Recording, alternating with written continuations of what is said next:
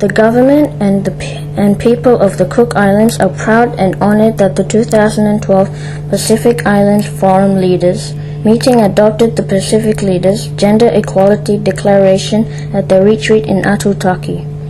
This important declaration is a tribute by Pacific leaders to the women and girls who contribute to their families and communities. Well-being are often taken for granted.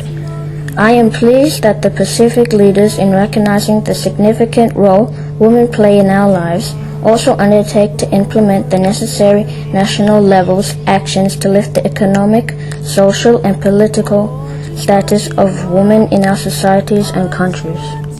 The Forum Secretariat has worked in close cooperation with regional and international organizations under the Pacific Plan to progress human rights, including gender equality. This reinvigorated commitment by forum leaders to lift the status of women by implementing specific national policy actions to progress gender equality is a welcome development that will strengthen our regional efforts in support of forum member countries. The Forum Secretariat is also committed to implementing the PIF's gender policy and mainstreaming gender initiatives within the Secretariat. I am particularly pleased by the recognition by leaders of the importance of civil society to social and national development. Leaders' commitment to strengthen consultative mechanisms with civil society on key budget and policy issues is a significant feature of this landmark declaration. In the Pacific, poor reproductive health is responsible for over 30% of disability-adjusted life years in women, but also extends beyond health. This is because of the concentration of women and girls amongst those who are poor, uneducated, not being delivered by skilled persons, or not accessing clinical or family planning services. Attaining quality reproductive health requires the elevation of poverty, education, awareness, and clinical and support services that are accessible to all who need them, when they need them. Any Pacific country serious about development needs to ensure that this right is protected, developed, and adequately funded.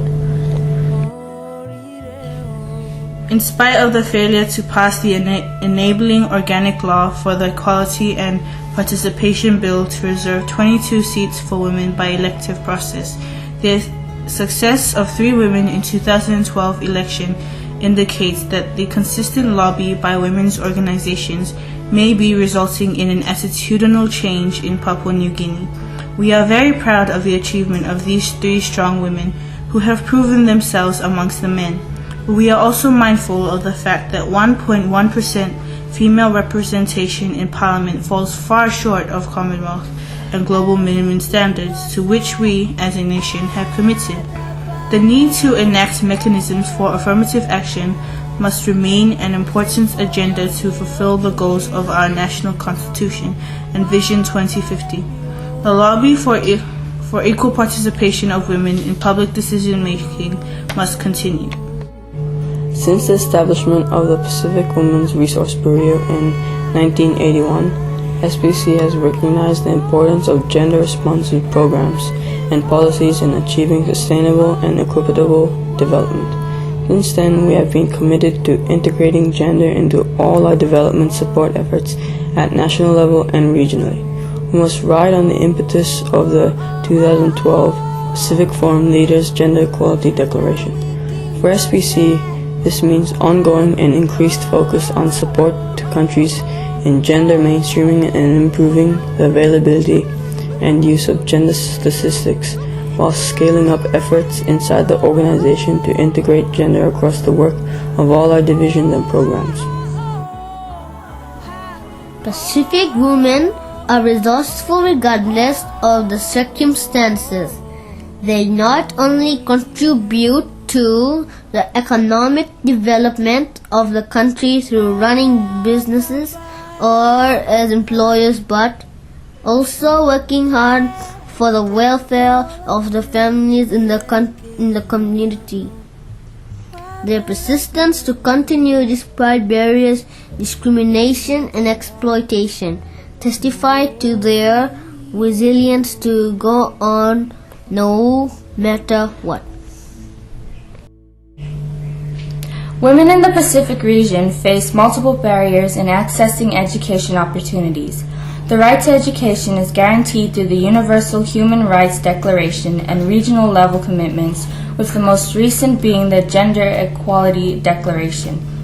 Women and girls, and in particular women with disabilities, face structural challenges in accessing the right to education. Leaders' commitment calls for increased scholarships, support for young women who drop out from schools, and inclusive education for women and girls with disabilities. Gender studies is critical for the region to ensure our policies, programs, laws capture the realities of women, young women, and women with disabilities face. Solutions for better education can be developed together, and support towards women's right to education can continue through our work. As a young person, I believe in our leaders' vision that the Pacific region can, should, and will be a region of peace, harmony, security, and economic prosperity, so that all of its people can lead free and worthwhile lives. As a youth advocate, I strongly believe that our governments have a responsibility to respond, prevent, and protect its citizens from any form of gender-based violence, which is an appalling human rights violation and should not be tolerated in any society. We can have a unified voice and put an end to violence. Gender parity in the Pacific is still very low, with women still mostly occupying lower strata in the economic and political life. The recognition by Pacific leaders that gender inequality imposes high personal, social, and economic costs, and their concomitant undertaking to rectify the gaps is therefore particularly welcoming news. Statistics show that women invest their earnings in their families, so the more they earn, the better off their families and communities are, and as leaders recognize, improved gender equality will significantly contribute toward a stable and prosperous future. So let us invest in our future by investing in our women. Any work to promote gender equality must acknowledge and be drawn from the many experiences women in this region have had of gender inequality. In addition, the delivery of such programs to promote gender equality should be undertaken in consultation with or by the very mature and capable Pacific women's right and advocacy organizations and network. Many of our organizations which have been working in communities continuously for 20 years or more and are ideally placed to deliver services and support to Pacific women.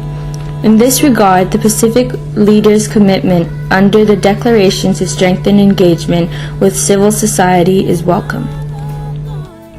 We should never underestimate the challenge of ushering in an age where women are equal participants in their country's leadership, economies, and social structures. Legal changes will require political will. Social change requires community resolve, and none of this can occur without strong and sustained leadership by government.